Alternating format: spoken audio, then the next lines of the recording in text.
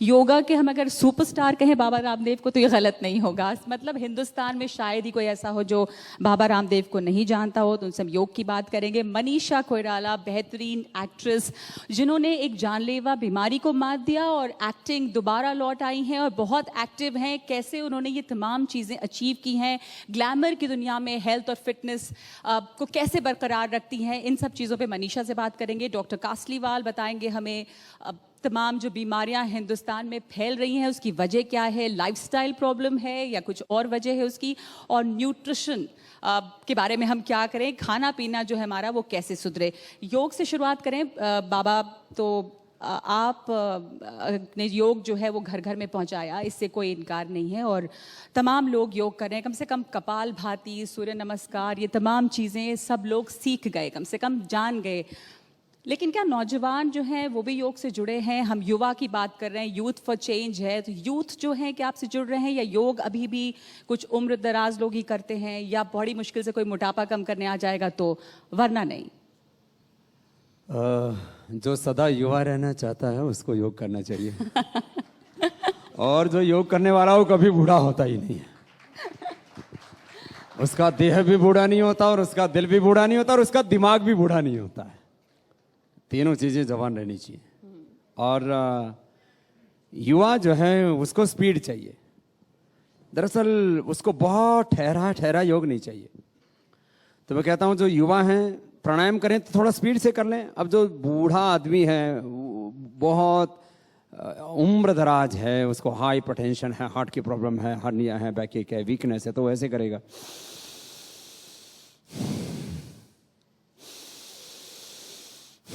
अब जो युवा है वो जोर से मारे फूक।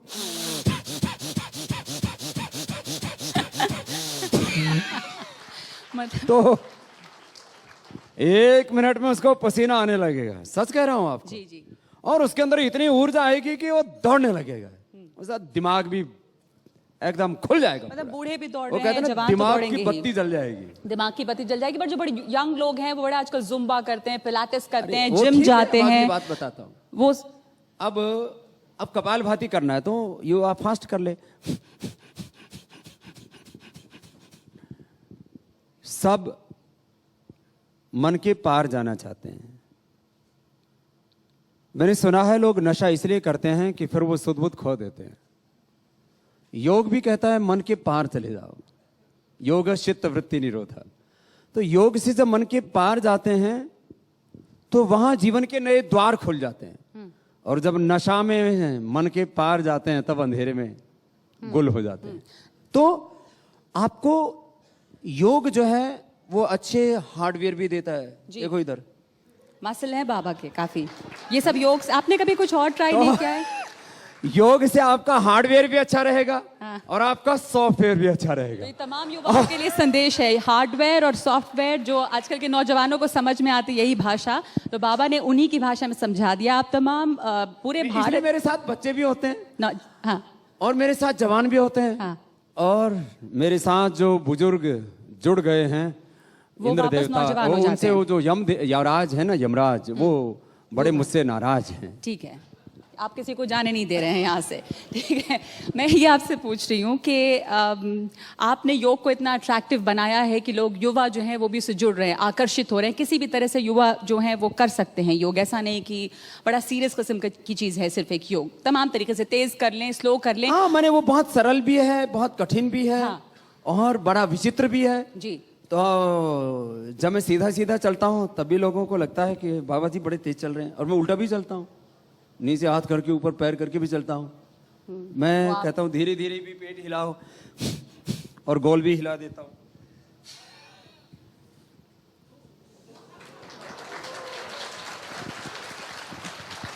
तो मैं जो आपने अभी अभी किया वो क्या था? वो न्योली है क्रिया जो आप करते हैं, और आपका ये फेवरेट क्रिया है, आप हमेशा दिखाते हैं। तो ये नगमा खुद भी योग करती हैं और इसलिए बड़ी फिट है और बड़ी स्मार्ट है।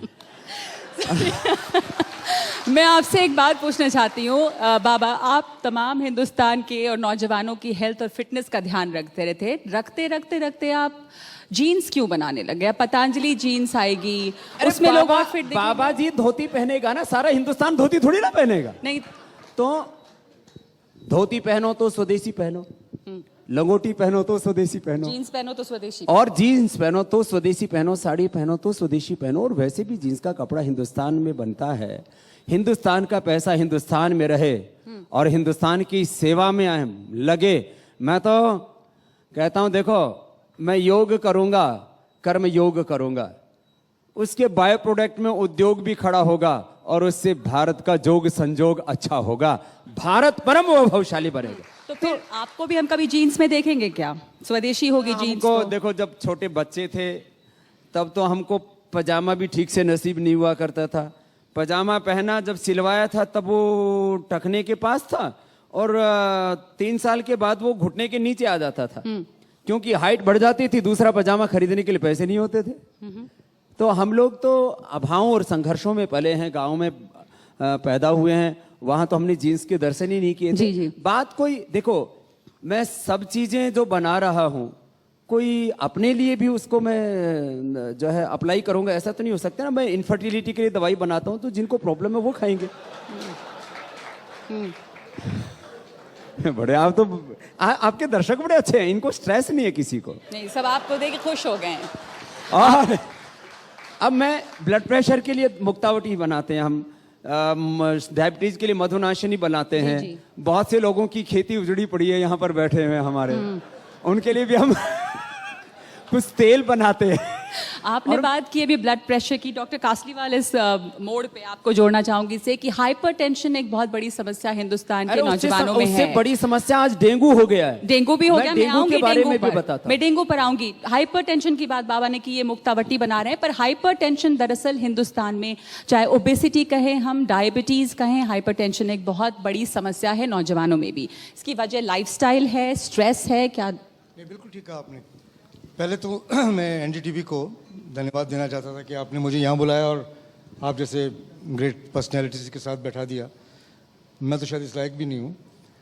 हाइपरटेंशन, ये बिल्कुल करेक्ट वर्ड है। हाइपरटेंशन ये स्ट्रेस रिलेटेड है, जीवन शैली से संबंधित है, और इसमें लाइफस्टाइल के कई चीज़ें हैं। जैसे कि छोटी सी चीज़ बताऊँ मैं, हम लोग बड़े स्नैकी पीपल हैं, स्नैक्स बहुत लेते हैं जिसके अंदर बड़ा सॉल्ट होता है, ये भी हाइपरटेंशन को। लेकिन मूल कारण इसका जीवन शैली है, स्ट्रेस की। हम बहुत बातें करते हैं, हर जहाँ भी मैं जाता हूँ लोग स्ट्रेस की बात करते हैं, लेकिन किसी को पता नहीं स्ट्रेस है क्या। स्ट्रेस कई प्रकार के होते हैं, good stress, bad stress, acute stress and chronic stress. ये क्रॉनिक स्ट्रेस जो होता है ये एक्चुअली क्रिएट करता है ये प्रॉब्लम, और जिसकी वजह से हाई ब्लड प्रेशर होता है, आर्टीरियल स्टिफनेस हो जाती है, और इसकी वजह से होता है। हमारे देश में जैसा आपने बताया यंगर एंड यंगर लोग हैं। 2030 तक शायद हम यंगेस्ट नेशन हो जाएंगे वर्ल्ड के, और अगर इस कैटेगरी के लोगों को अभी से ब्लड प्रेशर हाई होने लगेगा तो 3 ही चीज़ें खासकर होंगी, हृदयघात, ब्रेन स्ट्रोक, किडनी डैमेज, और वही 3 चीज़ आप नहीं चाहते हैं। और ये यंग पॉपुलेशन जो नौजवान है उनमें भी हो रहा है, कार्डियक अरेस्ट हो रहा है, हाइपरटेंशन है, डायबिटीज है, तमाम चीज़ें हैं। आप कभी इमरजेंसी रूम में जाइए, आपका दिल दहल जाएगा कि 30-32 साल के लड़के को उनके फादर लेके आ रहे हैं। देखिए, एक ज़माना था जब फादर लेके आता था अपने, जो सन फादर को लेके आता था डिजीज से, ये अब ऑपोजिट हो रहा है कि the son wheels in his, the father wheels in his son and says, doc he is got a chest pain, do you think it's a heart attack? तो यानी कि फादर ने जब अपने ज़माने में जो खाया पिया वो सही था, अब कुछ गड़बड़ी है। खाए पीने की बात नहीं है। देखिए, ये होलिस्टिक चीज़ है कि लाइफ चेंज हो गई है, स्टाइल चेंज हो गया है, स्ट्रेस हर उस पे है, और इसमें तो कोई दो राय नहीं है कि खाना काफ़ी इफरात से मिलता है लोगों को। जी। सॉल्ट आप देखेंगे 11 ग्राम सॉल्ट हम लोग खाते हैं ऑन एन एवरेज।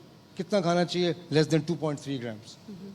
तो इसका कारण है, और हर चीज़ को यही कह देना कि भाई ये इसी से ठीक हो जाएगा, one has to really look at all the factors. लेकिन जिसके अंदर जीवन शैली एक अत्यधिक एक चीज़ है जिसके बारे में जो हम बात इम्पोर्टेंस करेंगे है। उस पर, आपसे भी बात करेंगे। और मनीषा, मैं आपसे जानना चाह रही थी, जीवन शैली की बात हुई, स्ट्रेस बहुत बढ़ गया है, हाइपरटेंशन, डायबिटीज़, इन तमाम चीज़ों का हमने नाम लिया, कार्डियक अरेस्ट ये युवाओं में हो रहा है, कैंसर एक और चीज़ है जो कि बहुत ज़्यादा अलग अलग किस्म का कैंसर, और आपसे इसलिए शुरुआत इस बात से कर रही हूँ क्योंकि आपने उसे शिकस्त दिया और बहुत एक पॉजिटिव एटीट्यूड के साथ अपनी ज़िंदगी को जिया, आप लोगों के लिए प्रेरणा बनी। तो वो तमाम युवा जो आपको सुनते होंगे उनको अगर आप बताएं कि ये आपके लिए जो बीमारी थी वो किस तरह से एक लर्निंग भी थी, क्या आपने इससे सीखा है? First of all, I wanted to thank NDTV for having this program, Youth for Change. I think it's a great initiative, and thank you for inviting me. यहाँ पे जो हम लोग बात कर रहे थे कि जैसे जीवन शैली, I think that plays a massive role, lifestyle. And I'm a living example of really not caring too much about my health and then having this health crisis. उसके बाद जब मुझे जीवन का महत्व पता चला, जब मुझे health का महत्व पता चला, how I transformed. So I feel cancer has gifted me a realization to value life and to value health. So it was a transformation that probably I needed. And lifestyle, I think, is a key aspect today. Stress, and I think chronic inflammation and stress are the roots of the diseases. So I'm here. एक बात बताऊं, मैं cancer की बात की, बहुत ही beautifully position किया आपने। जो लोग कार्डियोवैस्कुलर लाइफस्टाइल फॉलो करते हैं फ्रॉम द बिगिनिंग, और ये यूथ से चालू होता है, youth for change is a very dynamic word. It starts from youth. You can't do it at age 60. You can, but it won't have the same impact. Youth for change. People who follow, जो follow करते हैं lifestyle change for heart disease ना हो, वो इसलिए follow कर रहे थे. एक जर्नल में एक आर्टिकल छपा कि साहब उन लोगों को 20% कैंसर भी कम थे. सो जब हम कार्डियोवैस्कुलर हेल्थ की बात करते हैं, ये कार्डियोवैस्कुलर हेल्थ नहीं है, ये एक ओवरऑल हेल्दी लिविंग है. और उस हेल्दी लिविंग से peripheral vascular disease, diabetes, heart attacks, strokes और कैंसर भी 20% कम होते हैं. ये बहुत बड़ी चीज़ है. सो जीवन शैली की हम बात कर रहे हैं. शिल्पा, मैं आपसे जानना चाहती हूँ कि हम अब कुछ एक विरोधाभास सा दिखता है मुझे. फिटनेस के बारे में अवेयरनेस बहुत बड़ी है लोगों की, क्योंकि एक जो चेंज दिखता है, आप छोटे से छोटे शहर में जाएं तो वहाँ पे और कुछ हो ना हो, जिम ज़रूर कहीं ना कहीं दिख जाता है. एक ब्यूटी पार्लर होगा, एक जिम होगा, और तमाम तरह के हेल्थ सप्लीमेंट्स हैं और प्रोटीन शेक है. बल्कि ये बड़ा ख़तरनाक है कि कोई भी कुछ भी ले लेता है, पी लेता है. हर आदमी जिम जाता है, एक रोल मॉडल मिल जाते हैं सलमान खान के जैसे, या कोई और भी हो सकता है. मेरे दिमाग में सलमान खान का नाम आ गया. 6 पैक बनाने की का एक जो चलन है, क्या वो फिटनेस है? हम उससे फिट हो रहे हैं, हम उससे सेहतमंद हो रहे हैं, या कहीं अपने आप को नुकसान पहुँचा रहे हैं? पहले तो thank you NDTV for inviting me, and बहुत अच्छा प्रोग्राम है. एंड नौजवानों को सबसे पहले मैं कॉन्ग्रेचुलेट करना चाहूँगी. आज जो हमारी पीढ़ी, इतने प्रेशर्स जो इनके ऊपर आज हैं, किसी भी जेनरेशन में इतने प्रेशर्स नहीं थे जो इनके पास हैं. बावजूद इसके इतनी अच्छी सक्सेस हर फील्ड में हम देख रहे हैं कि लेके आ रहे हैं. जहाँ तक हेल्थ का सवाल है, मुझे लगता है बहुत कॉम्प्लिकेटेड, थोड़ी इन्फॉर्मेशन भी है, थोड़ी मिस इन्फॉर्मेशन भी है, क्योंकि इतना कुछ है नॉलेज, तो क्या करना है उसके लिए थोड़ा सा कन्फ्यूजन हो रहा है. तो मैं ये सबको बोलना चाहूँगी कि हेल्थ बहुत सिंपल है. It is very very simple as मैं कहूँगी हर घर में एक डॉक्टर है, और वो डॉक्टर आपका किचन है. तो आप अपनी किचन में जाइए, वहाँ जो पदार्थ पड़े हैं, दाल, चावल, सब्जी, और इनफैक्ट एक वो मसाले का डब्बा होता है, हर घर में होता है, उसमें जीरा, धनिया और हल्दी और सारी चीज़ें होती हैं. तो ये आपकी फार्मेसी है छोटी सी, बस उसको पहचानने की ज़रूरत है. उसको हटा के हम थोड़े से प्रभावित हो जाते हैं. वेस्टर्न चीज़ें, डब्बे वाली चीज़ें जो बॉक्सेस में मिल रहा है, वो नाश्ता बन गया है. इट इज़ रिप्लेस्ड आलू का पराठा. अगर मैं आज किसी को बोलती हूँ, वो बड़ा डर जाते हैं, आप आलू का पराठा देंगे और केला दे रहे हैं आप हमें. केला तो इतना फैटनिंग होता है, क्या बात कर रहे हैं, आपको कुछ नहीं पता. तो जो हम ये चीज़ें अडाप्ट कर रहे हैं, और अपनी चीज़ें जो हम जनरेशन से देखें, हर जनरेशन आके जो आगे की है वो ज़्यादा बीमार हो रही है. तो कहीं ना कहीं देखने की ज़रूरत है कि कहाँ गलत जा रहे हैं, क्या गलत कर रहे हैं.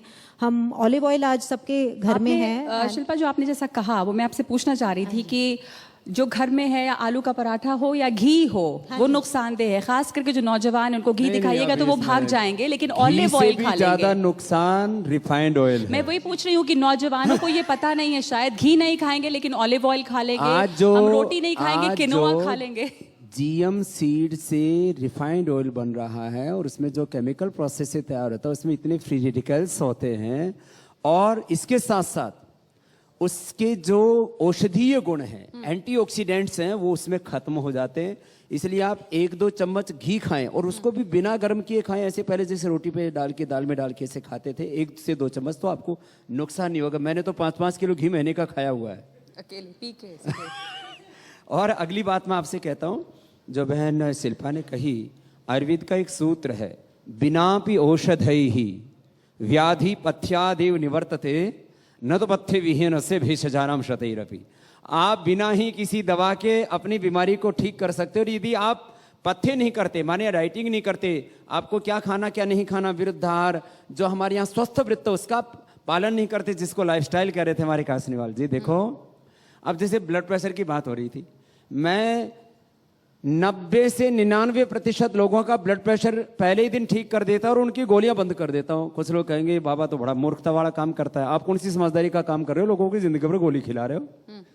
मैं पहले ही दिन कहता हूं कि आप आज नमक बंद कीजिए। मैं उनको रेसिडेंशियल कैंप में रखता हूं, सुबह लौकी का जूस पिलाता हूं, दिन में उनको तरबूजा खिलाता हूं, सब्जियां खिलाता हूं, सूप खिलाता हूं, और शाम को फिर लौकी का जूस पिलाता हूं।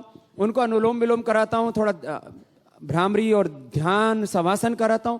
मैक्सिमम लोगों की पहले दिन से ब्लड प्रेशर की गोलियां बंद हो जाती हैं। तो क्या है, तो बाबा, तमाम लोग आपके बताने से अब कम से कम लौकी का जूस पी रहे हैं, एलोवेरा पी रहे हैं, कपाल भाती कर रहे हैं, फिर हिंदुस्तान के नौजवान मोटे क्यों होते चले जा रहे हैं? जो मेरी बातों को फॉलो करते हैं वो मोटे नहीं होते, जो नहीं करेंगे, यहाँ भी बहुत से मोटू राम बैठे हैं। मनीषा, हाँ, कि मोटापा क्यों हो रहा है, इसलिए भी हो रहा है कि हमारा जो इंडोक्राइन सिस्टम है कंप्लीटली डिस्टर्ब्ड है, जो हमारा कंट्रोल करता है थायराइड। हमारे आज जो नौजवान मेरे पास आते हैं, पीसीओडी, यंग गर्ल्स, 15 साल के बच्चे, 13 साल की बच्चियां जिनको ये प्रॉब्लम्स हो रही हैं। तो ये प्रॉब्लम्स इसलिए भी हो रही हैं कि थोड़ा सा ना भाग दौड़ की लाइफ सी हो गई है। स्लीप डिसऑर्डर्स बहुत मेजर है। मेरी अपनी टीनेज डॉटर है, वो मुझसे कई बार पूछेगी कि आप जल्दी सोने को बोलते हो, बहुत बोरिंग हो आप। तो वो जल्दी सोने का भी एक साइंस है उसकी बिहाइंड, कि जब हमारा अर्ली पैटर्न ऑफ स्लीपिंग होता है उसमें ह्यूमन ग्रोथ हार्मोन्स रिलीज होते हैं। तो वो अगर हमने मिस कर दिए तो हमारा पूरा जो हार्मोनल सिस्टम है वो फ्लक्चुएट हो गया। तो वो जहाँ फ्लक्चुएट हो गया, सारा जो आपका मोटापा है वो वहां से आता है। बहुत सारी प्रॉब्लम्स, हेल्थ पूरा इश्यूज, मेटाबॉलिज्म गड़बड़ हो जाता है। हाँ जी, पूरा मेटाबॉलिज्म गड़बड़ हो पूरा जाता है। मेटाबॉलिज्म, पूरा शरीर वो हिला के रख देता जी है।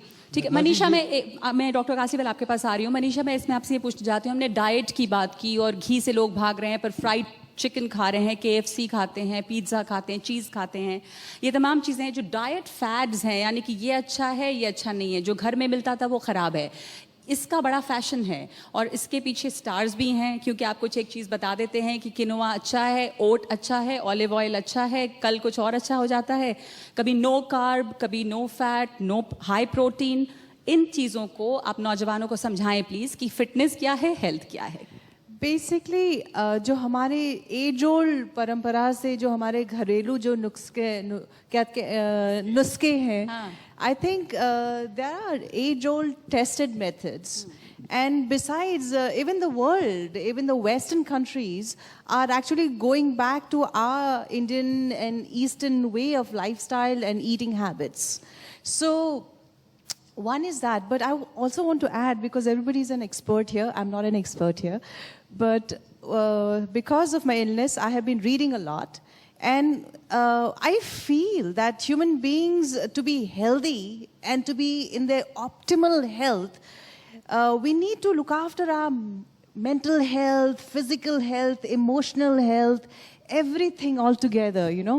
So जहाँ तक कि खाने पीने का सवाल है, और उन्होंने कहा कि सोना भी, it's really important because that boosts your immune system. 8 hours or 9 hours of sleep, eating right, you know, all that. How happy human being you are, everything, because we have to look after ourselves. You know, we have to take responsibility of our body, and whatever feels right, whatever feels correct. जो fashionable, जो Kentucky Fried Chicken and all, I've never been a fan of that, so I really can't. But it's the most unhealthy thing, you know. McDonald's and all these fast food is the most unhealthy things. आप चारों से मैं एक संक्षेप में पहले ये जानना चाहूँगी कि आपके हिसाब से बाबा अभी भारत के यूथ जो हैं, नौजवान जो हैं, युवा हैं, उनके हेल्थ को आप कितना नंबर देंगे? कैसे हेल्दी हैं वो? क्या क्या मोटापा बढ़ा है, डायबिटीज़ बढ़ा है, कितना नंबर देंगे आप उनको हेल्थ के टॉपिक पे?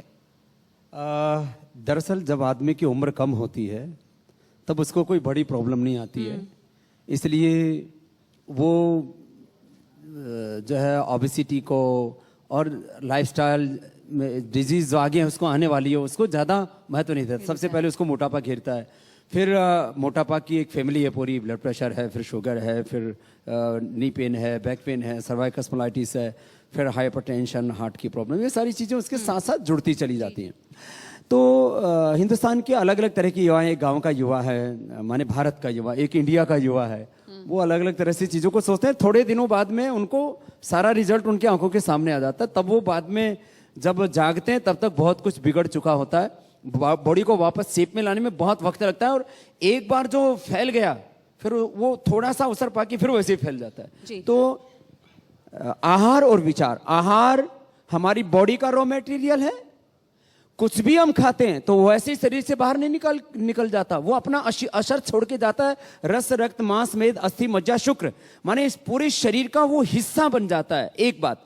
दूसरा विचार, थॉट्स, इमोशंस एंड एक्शंस, बस यही लाइफ, और कुछ नहीं है। तो मैं तो सबसे कहूंगा जिसका आहार और विचार सुधर गया उसका सारा संसार सुधर जाता है। आहार विचार सुधारने की जरूरत है, लेकिन मेंटल हेल्थ की बात मनीषा ने की थी। डॉक्टर कासलीवाल, मेंटल हेल्थ से मतलब ये भी कि लोगों का जो लाइफस्टाइल है वो इतना ज़्यादा तनाव से भरा हुआ है। कुछ लोग रात भर जाग के काम करते हैं, कुछ को ये प्रेशर है कि कैसे सबसे ऊपर पहुंच जाएं, सबसे आगे निकलें। तो ये जो तनाव है नौजवानों में, वो किन बीमारियों की वजह बनता है? नहीं, वो वही तो मेन कारण है, हाइपरटेंशन, डायबिटीज़, ओबेसिटी वगैरह का, जो कि उसको परपेचुएट भी करते हैं और स्टार्ट भी करते हैं। तो इसमें कोई दो राय नहीं है कि वर्क सबको करना है 10 घंटे 12 घंटे। वर्क लाइफ बैलेंस एक बड़ी इंपॉर्टेंट चीज़ है। पहले मैं समझता था ये सोफिस्टिकेटेड किसी ने वर्ड लिख दिया है, बट इट्स वेरी इंपॉर्टेंट। और जहाँ तक आपने बात करी, एक बहुत ही अच्छी बात मनीषा जी ने कही है, हैप्पीनेस, पॉजिटिविटी।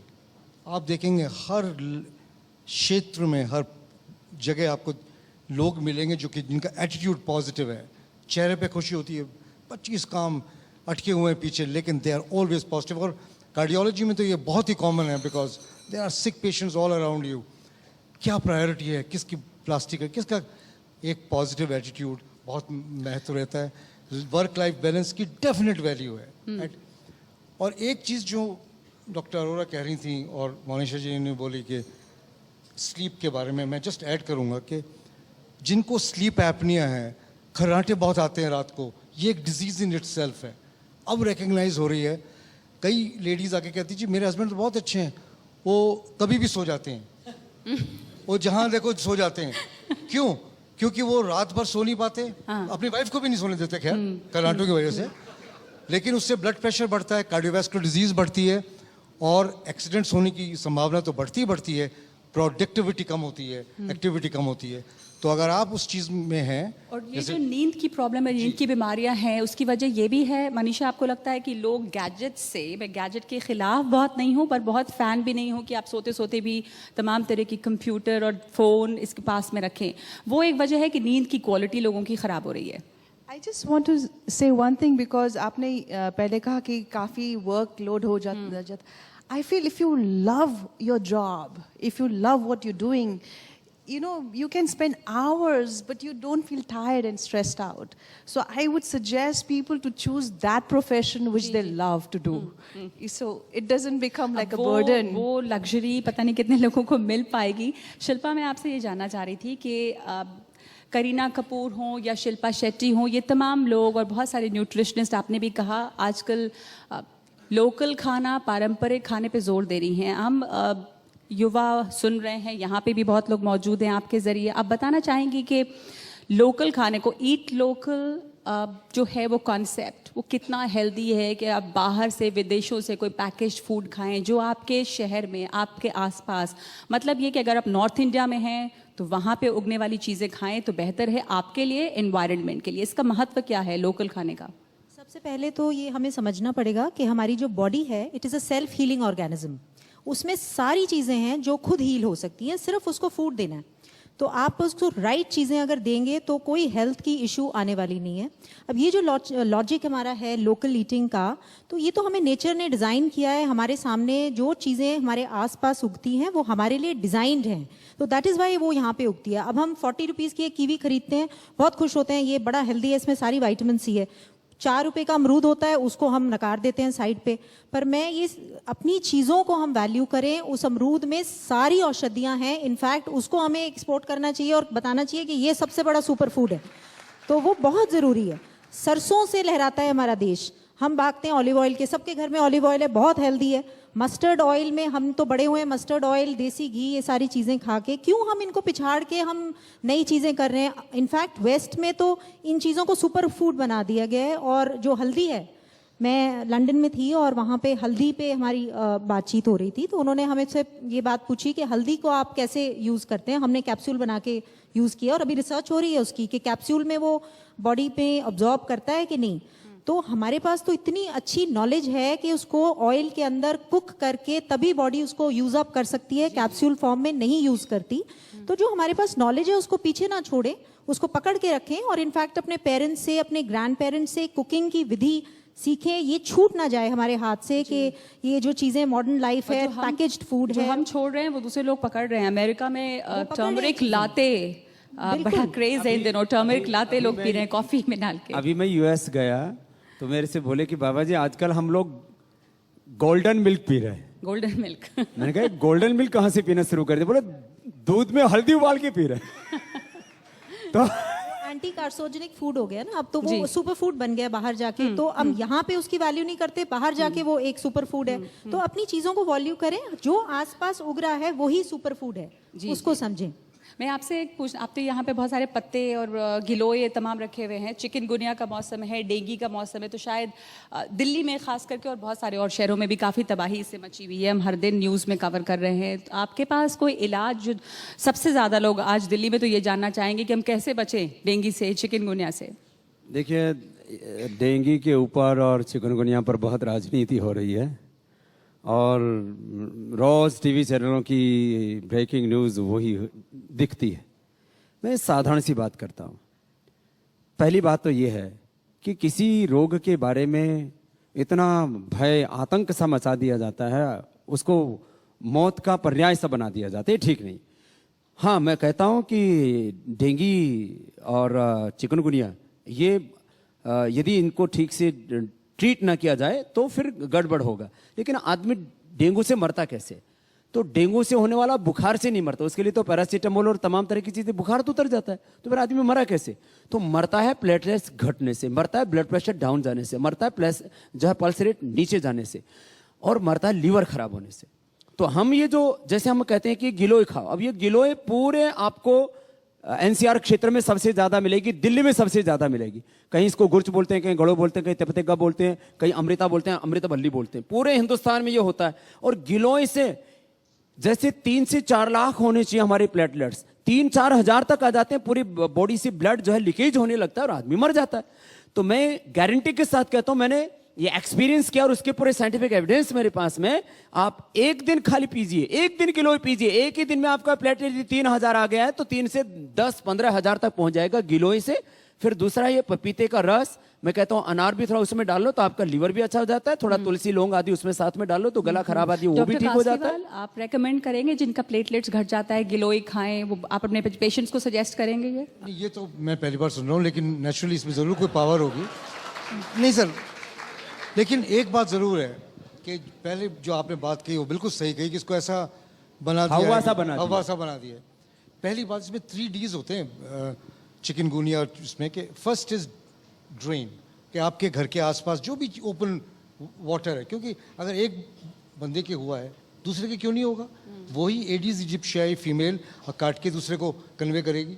तो जो ओपन पानी इसमें दो चीजें हैं ना डॉक्टर साहब, एक तो हो नहीं, हाँ वो तो हो नहीं, तो इसके लिए तो एक तो आपका इम्यून सिस्टम अच्छा होना चाहिए, क्योंकि इसमें जो इसके जो वायरस होते हैं उससे लड़ने के लिए बॉडी में एंटीबॉडी पैदा होने के लिए ना, उससे लड़ने के लिए तो 5 दिन लग जाते हैं, तब तक तो आदमी का बुरा हाल हो जाता है, खास करके इम्यून बच्चे और सिस्टम जो कमजोर हो तो रहा है, इम्यून सिस्टम उसको जो स्ट्रॉन्ग मजबूत कैसे बनेगा, करें? एक तो आप एक्सरसाइज करें, फिर वही बात गिलोय खाने से इम्यून सिस्टम। अब आप इनकी, अब जैसे मान लीजिए हार्ट के ऑपरेशन के बारे में मेरे से पूछे तो मैं कहूंगा डॉक्टर साहब से पूछिए, अब आयुर्वेद के बारे में आप मेरे से पूछे ना, उनसे क्यों पूछ रहे हैं? नहीं, मैं ये पूछ रही हूँ कि अगर वो उनके पास कोई डेंगू का पेशेंट आया तो उसको बोलेंगे कि गिलोय खाओ या नहीं, या आप कहेंगे कि ये पत्ते मत खाओ, बेकार है? अब बात ये है, वो क्यों बोलेंगे बेकार है, इसमें कौन सी जो है? लेकिन जी एक बात तो फैक्ट है कि अगर आपकी फैमिली में एक के हुआ है तो वो मॉस्किटो अगर आपके पार्ट एक्सपोज, क्योंकि उसमें यही कहते हैं सेकंड डी इज ड्रेस, पूरे ऐसा है, ये डॉक्टर साहब नहीं बताएंगे कि गिलोय खाओ, क्योंकि इनको ये मेडिकल साइंस में नहीं पढ़ाया गया है ना। पैरासिटामोल लीजिए, एस्पिरिन मत लीजिए। तो ये तो फैक्ट है। मैंने तो बाबा, आपसे एक सवाल पूछना देखो, मैं है एक बात कि- कह रहा हूँ, ठीक है। मैंने अब मैंने कहा कि भाई यदि उसका ब्लड उसका फीवर बहुत बढ़ा हुआ है, तो मैंने तो नहीं कहा कि पैरासीटामोल मत लो भाई, पैरासीटामोल से यदि फीवर डाउन जाता है तो उसमें क्या दिक्कत है, एक बात। और भाई इससे प्लेटलेट बढ़ता है तो इससे डॉक्टर साहब को कोई तकलीफ थोड़ी है, आपको होनी नहीं चाहिए। पैरासिटामोल इनको खाने क्या वो तकलीफ बोल है? रहे हैं तो आपको क्यों तकलीफ और हो रही है? डॉक्टर साहब ये सवाल ही नहीं। और इससे आप पी के देखिए, आप और जवान हो जाएंगे डॉक्टर साहब। और अगली बात बताता हूँ,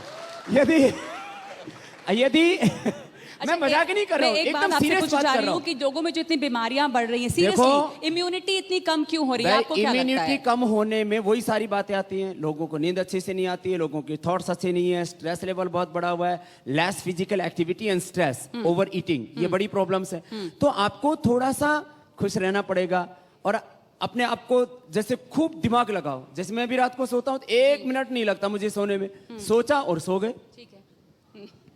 अच्छा, बस इतनी सी देर लगती है।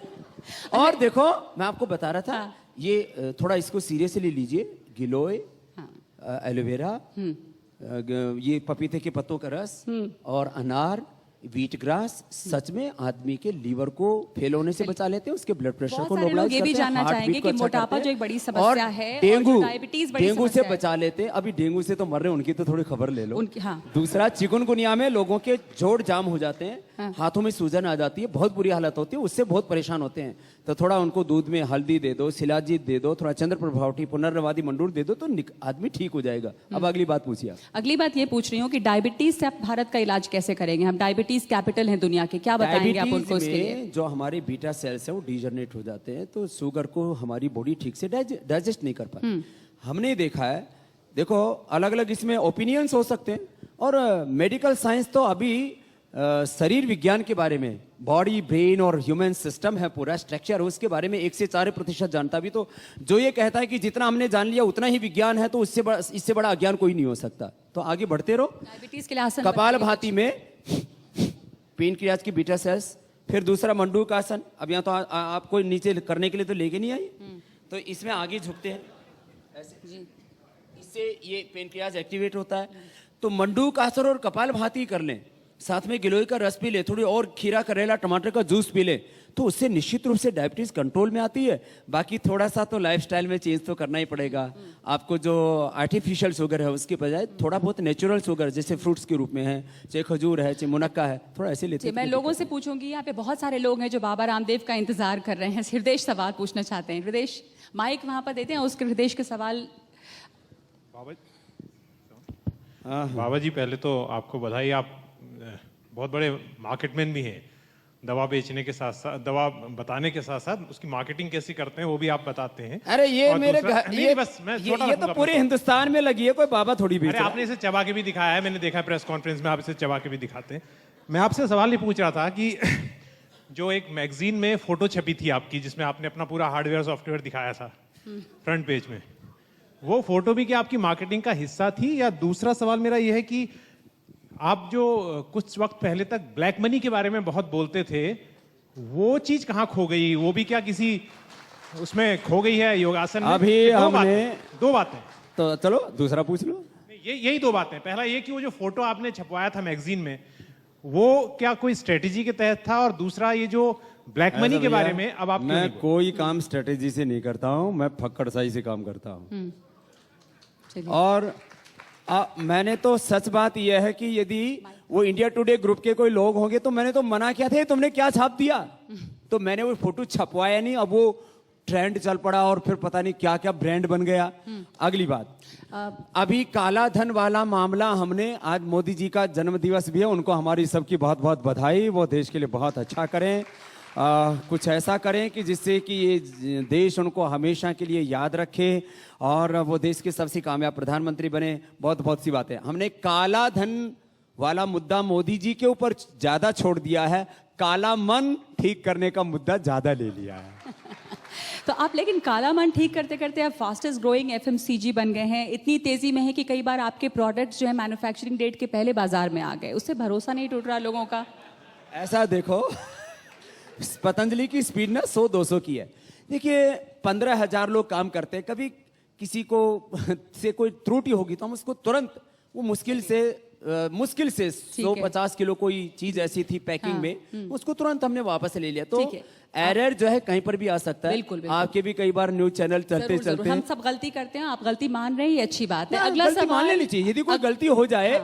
लेकिन एक बात कहता हूं, हमने जो पतंजलि का काम शुरू किया है, जी, आने वाले 3 से 5 वर्षों में इन सारी विदेशी कंपनियों को शीर्षासन और अनुलोम विलोम जरूर करवाएं। सारी विदेशी कंपनियां शीर्षासन अनुलोम विलोम करेंगी। बहुत सारे लोग सवाल पूछना चाहते हैं। मनीष, आपके पास माइक है? मनीष हमारे सहयोगी हैं, मनीष के पास माइक दे। जब तक मनीष के पास माइक पहुंचता है, बाबा आप क्या हमें मोटापे से बड़े लोग त्रस्त हैं, कुछ बताएंगे आसन मोटापा कम करने के लिए प्लीज? बहुत सारे लोगों को फायदा होगा। चलो, अब मोटापा के आसन तुम भी करोगी? नहीं जी, आप करिए प्लीज, मेरी जरूरत नहीं। जो मोटापा कम करना चाहते हैं, एक तो ये किया थोड़ा, अब माइक ये इन्होंने मेरे को पीछे रख रखा है, तो ये ऐसे, फिर इससे साइड का मोटापा कम हो जाएगा, जैसे आप बड़ी पतली हो। फिर दूसरा ऐसे, ये ऐसे और ये ऐसे, ये इससे भी पूरा साइड कम हो जाती है। तो फिर एक ऐसे झुक, ऐसे करती है, ऐसे ऐसे, तो ऐसे जब आप झुकते हैं तो इससे ये पेट का और पीछे का ये कम हो जाता है। फिर यहाँ भी बढ़ा हुआ आता है और किसी किसी का यहाँ भी बढ़ा हुआ है। तो ये आगे पीछे का फैट कम करने के लिए, सुन लो ये मोटी मोटी बहनों, ऐसे और ऐसे झुकते हैं आगे तो माथा लग जाता है घुटने से, ऐसे ये ऐसे।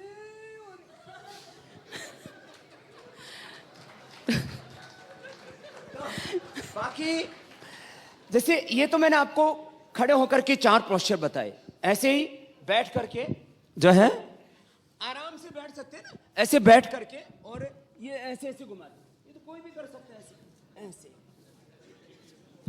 चक्की घुमाना, ऐसे ऐसे करना, ऐसे 5 मिनट कर लेना। माताओं बहनों के यूट्रस में फाइब्रस ओवरी में सिस्ट पॉलिसिस्टिक ओवरीज, और किसी भाई का भी पेट इतना बढ़ जाता है जैसे 9 महीने का हो कुछ अंदर, ये बिल्कुल ठीक हो जाता है। पेट किसी पुरुष का बढ़ा हुआ हो तो बहुत खराब लगता है, माताओं का बहना बढ़ना स्वाभाविक बात। ऐसे ऐसे ये करना, ऐसे करना, ये ऐसे, फिर ये आगे झुकना, ऐसे, इसको पश्चिमोत्तानासन कहते हैं। तो इससे माने बाकी लेट करके पैर उठाना, फिर गोल घुमाना, फिर साइकिलिंग करना, और सूर्य नमस्कार तो इतना अच्छा होता है, कोई कुछ नहीं जाना तो ऐसे तो कर सकता है ना, ऐसे किया, फिर ऐसे ऐसे। मतलब इतना कर लें अगर आप, तो कोई सवाल ही नहीं है कि मोटे हो जाएं। मनोरंजन सवाल पूछना चाहते हैं, मनीष सवाल पूछना चाहते हैं, और सबसे पीछे हमारे मैनेजिंग एडिटर ऑनिंदो चक्रवर्ती बैठे हैं जो हमेशा से रामदेव से सवाल पूछना चाह रहे थे। मनीष पहले आपकी बारी। पहले बहुत मोटे हैं, उनको मेरे पास भेज दीजिए। मनीष, बाबा आपसे एक सवाल है कि आपके प्रोडक्ट्स में सबसे अच्छी बात होती है कि हम किसी फॉरेन में कहीं कोई कॉपीराइट पे नहीं करते हैं।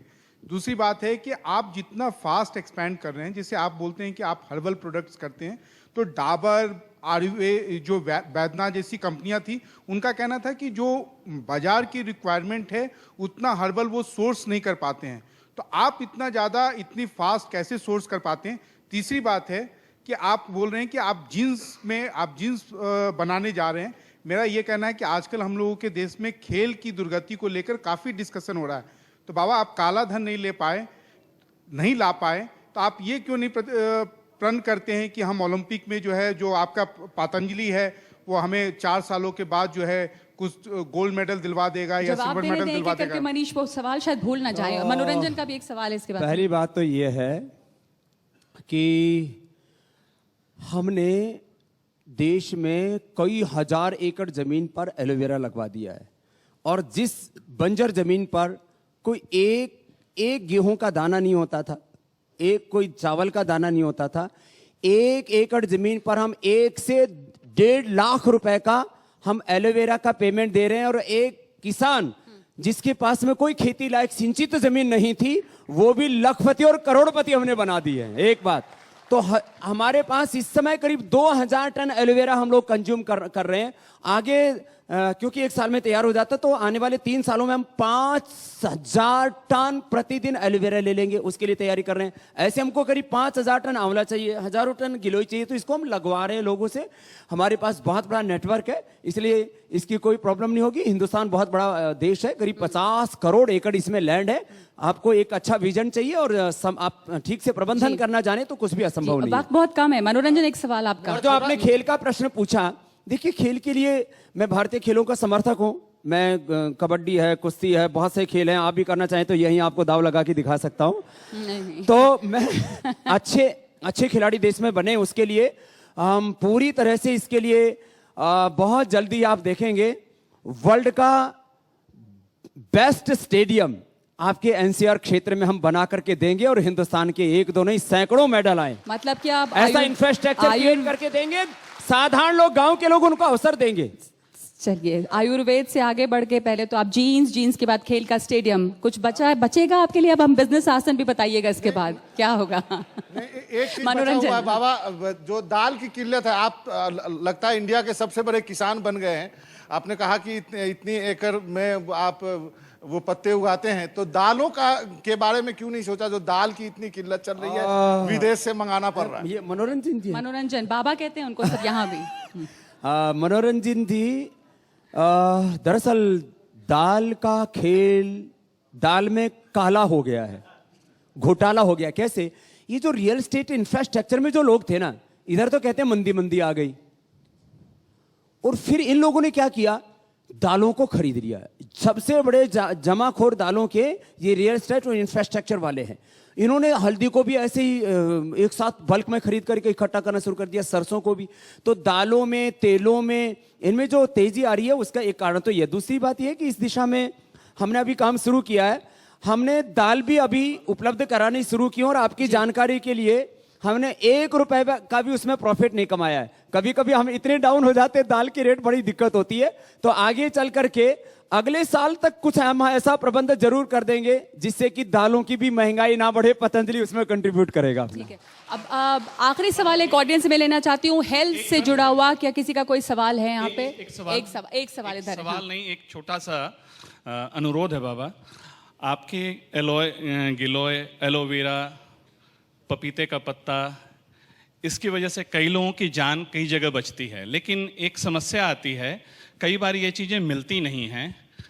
आप पतंजलि नर्सरी हर शहर में कब शुरू करेंगे? अभी तो बोल रहे थे बाबा जी हमें सर्टिफाइड ये सारे कई बार ऐसा हो रहा है कि गिलोय के बजाय कोई और पत्ता, कोई और लत उठा कर ले आते हैं। अभी हम कोशिश तो कर रहे हैं। हरिद्वार में तो हमने बहुत बड़ा एक कार्यक्रम शुरू किया है हाईवे के ऊपर, और उसमें हम लाखों पौधे मुफ्त में भी बांटते हैं।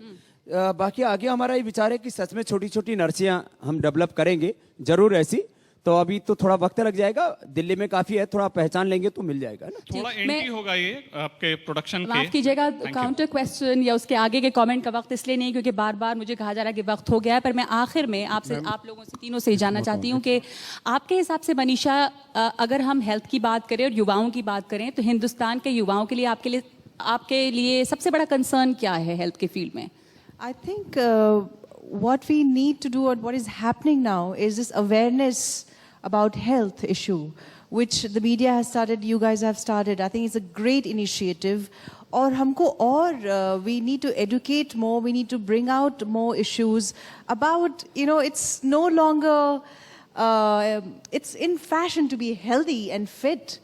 We all look after our exterior beauty and exterior this thing, but internal health is the prime most important thing, and this kind of programs should continue, and people should talk about it, and that's it. कि awareness बहुत ज़रूरी है, जानकारी ज़रूरी है। जैसे आज नौजवान तमाम सुन रहे हैं और कम से कम ये जाना उन्होंने कि किस तरह से लाइफस्टाइल को बदलें और क्या खाना फ़ायदेमंद है, क्या नुकसानदेह है। सिर्फ जिम जाना ही हेल्दी होना नहीं है, तमाम चीज़ों का ध्यान रखना है। डॉक्टर कासरीवाल, आपके हिसाब से एक बड़ी फिक्र क्या है इस फील्ड में, युवाओं के जो आप देखते हैं दिन रात, क्या उनके लिए बहुत नहीं बड़ी जी, बिल्कुल समस्या ठीक कहा आपने। सबसे बड़ी जो फिक्र है वो ये है कि हमारे देश में प्रीमेच्योरली जो हार्ट अटैक्स हो रहे हैं हाईएस्ट हैं, साउथ एशिया में हाईएस्ट है, इंडिया के अंदर 2010 में एक स्टडी हमने की थी, उससे प्रूव हो गया, इंटरनेशनल स्टडी। तो अगर ये बहुत बड़ी समस्या है तो सोल्यूशन भी बताएंगे आप कि कैसे लोग अपनी जीवन शैली को तो इसकी बदलें, क्या समस्या करें।